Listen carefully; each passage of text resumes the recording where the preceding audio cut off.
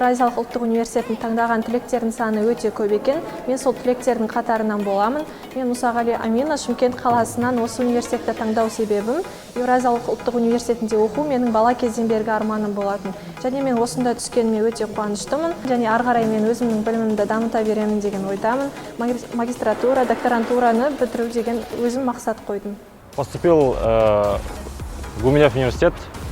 Выбрал его, потому что он входит в топ-5 самых элитных университетов Казахстана. Поступил на коммуникационные технологии и очень рад. Я надеюсь, я здесь наберу очень много знаний, опыта и вижу себя хорошим специалистом в этой профессии, который выбрал здесь, в этом университете. Евразия ұлттық университетіне грантқа түскеніме өте қуаныштымын.